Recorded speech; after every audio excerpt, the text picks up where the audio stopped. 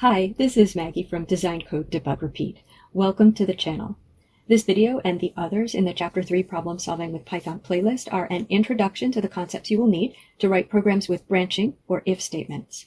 This video accompanies Problem Solving with Python Chapter 3, but it's okay if you don't have the book. The videos stand alone as instruction on these topics.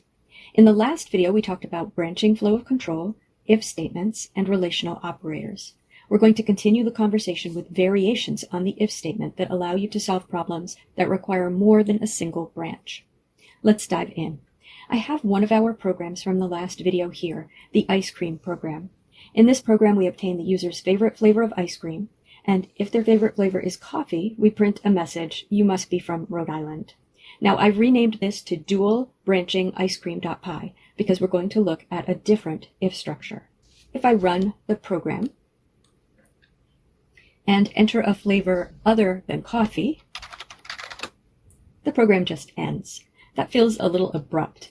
Right now, it says something if the user chooses coffee, but otherwise, it just ends. Let's change it so that it prints a different message if the user doesn't choose coffee. Now, we could do that with what we know. We could write, if favorite flavor does not equal coffee,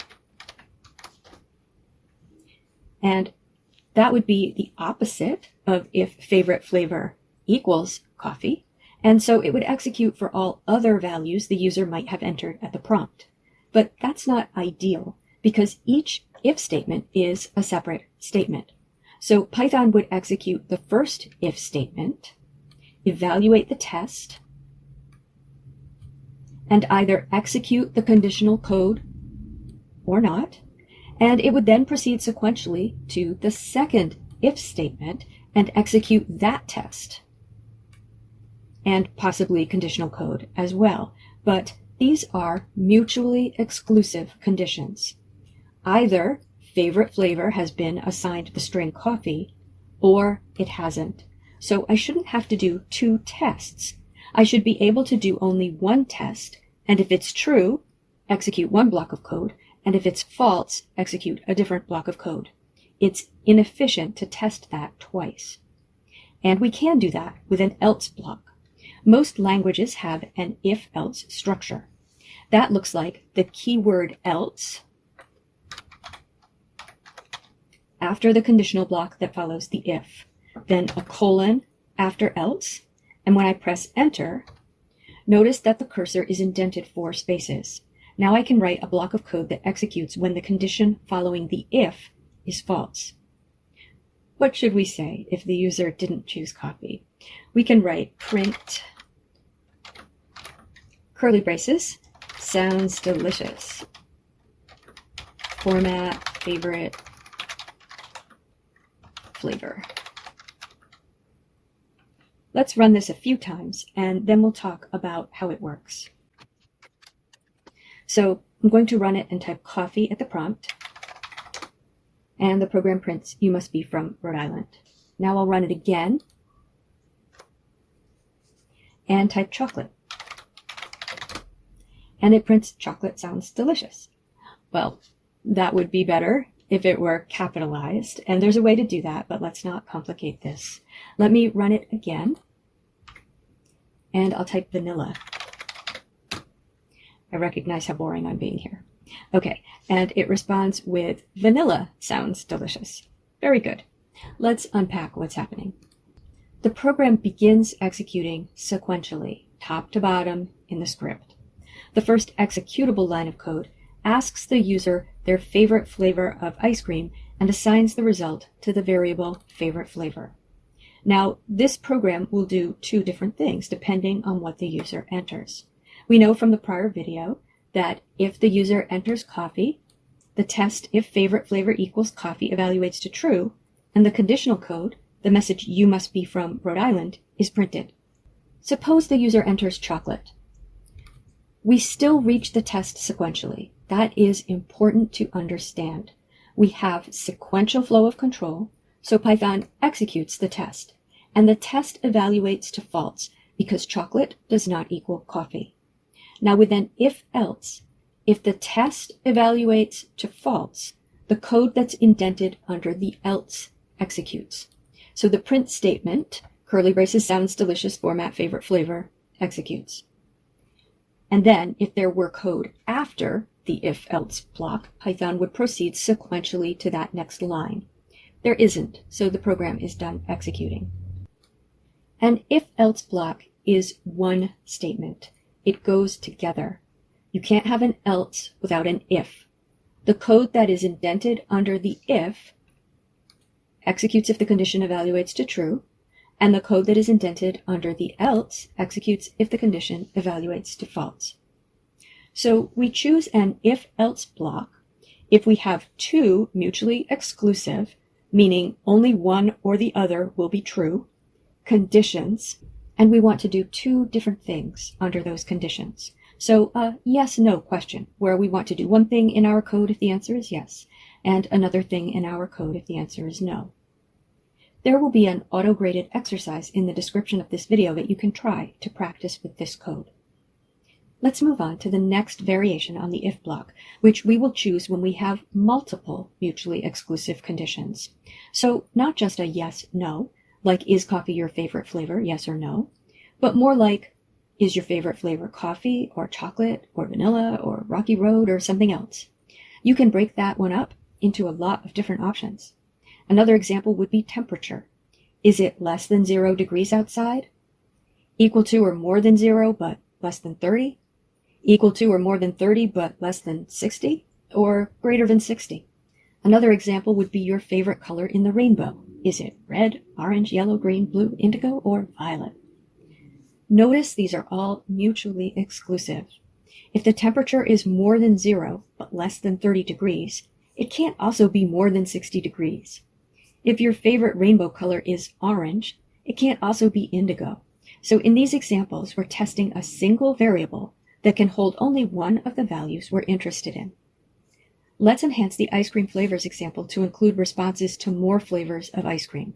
I'll rename this to multi-branching ice cream.py.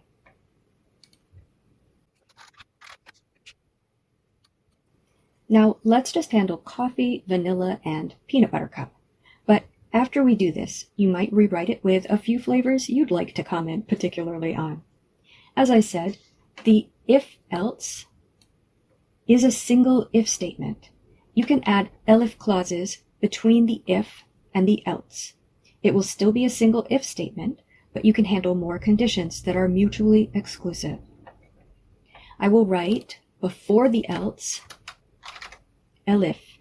That's all lowercase, all one word, and it's short for else if. So elif, and then I put another condition. Note that you have a condition after if, and you have a condition after elif, but you never have a condition after else. The else is where you end up if all the conditions in the if statement evaluate to false. So I'll write favorite flavor equals vanilla, colon.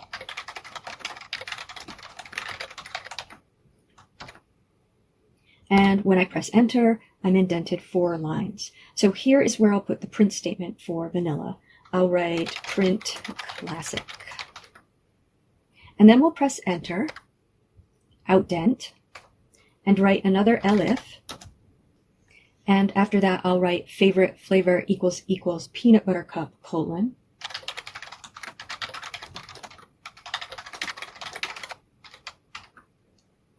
And then press enter. And we're indented 4 spaces. And what we write here will execute if the user typed peanut butter cup. I'll write print, you must be American, because I have learned that people in other countries are not quite so enamored of peanut butter as we are. Let's save and run it and enter coffee. And we get the same message we got before for coffee. Let's run it again and type peanut butter cup.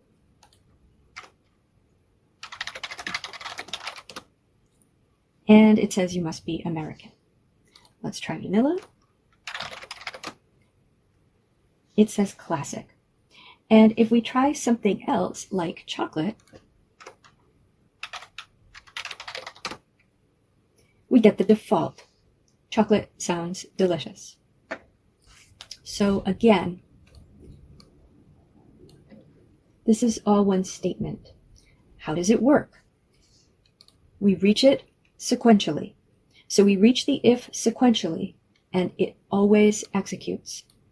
The test is favorite flavor equals coffee. If that test is true, if favorite flavor is assigned coffee on line 10, then line 14, the indented code after the test executes, and we're done with the whole if block. We jump to the first line after it, but there's nothing there, so the program is done executing. Now suppose we enter peanut butter cup at the prompt, and that's assigned to favorite flavor. Then the test on line 13 evaluates to false, and Python jumps to the test on line 15. It jumps over the conditional code because the test wasn't true. And the test on line 15, favorite flavor equals vanilla, also evaluates to false, so it jumps to the next elif, the test for peanut butter cup, and that evaluates to true, so we execute the conditional code on line 18, and we're done with the whole block, so we jump to the first line of code after the block. And finally, if all of the tests are false, then the else code will execute. So anything I type that isn't one of the values handled in the ifs or elifs will land us on line 20. Now remember, you can have just a single if. That's how we started this program back in the first video. Or you can have an if-else. That was the first enhancement we did at the beginning of this video. Or you can have an if followed by any number of elifs. You don't have to have an else at the end if you don't want to do anything if one of the cases isn't true. And you can have an if, any number of elifs, and then an else. So there are a lot of different ways you can construct an if statement, and it depends, of course, on what your program is supposed to do. Now let's talk about one other way that a branching program, or a branching piece of a program, might be structured, and that's a nested if. Suppose you don't want to assume the person is from Rhode Island if they say coffee is their favorite ice cream flavor. Maybe you want to ask. So let's rename this to nestedicecream.py. And after if favorite flavor equals coffee, instead of writing a print statement, I'm going to ask another question. We'll annotate from RI a string above with our annotations, and I'll write from RI equals input. Are you from Rhode Island? Yes, no. And that's the new line 15. And then I'll have another if. Notice this is still indented inside the block that executes if the condition favorite flavor equals coffee evaluated to true. So I'm going to write if from RI equals yes, colon. Now note that the user could have typed a lot of things. They could have typed yes with an uppercase Y. They could have typed all uppercase. They could have typed just Y, or maybe a typo and didn't spell it correctly. They didn't necessarily type yes or no, even though that's what we asked them to type. I'm going to test for just from RI equals yes, so I might miss a yes answer here.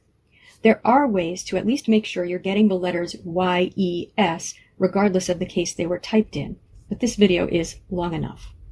Ask in the comments if you want some code for that, and I'm happy to discuss it, or ask your professor if you're taking a programming course.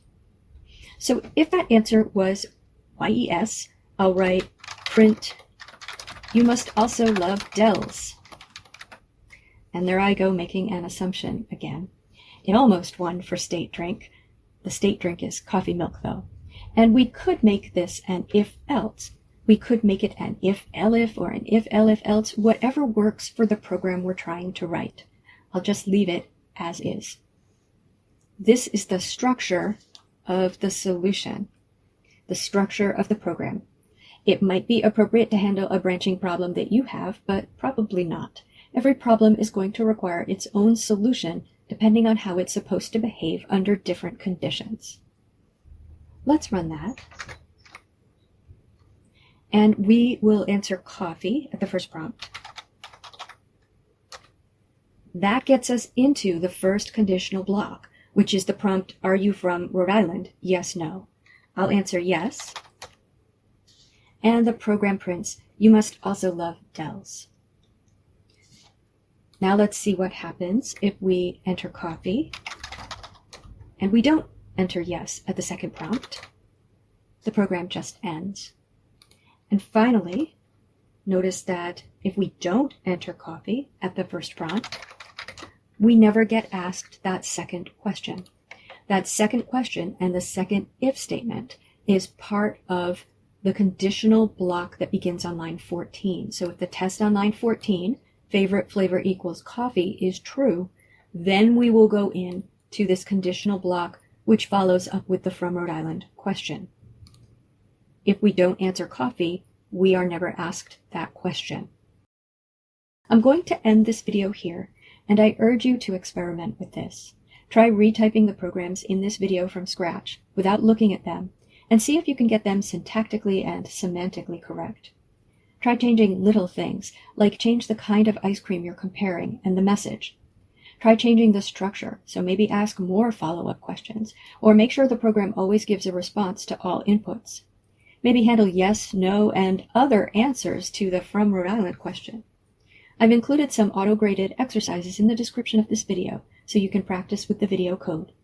Once you've mastered the concepts here, you're ready to move on.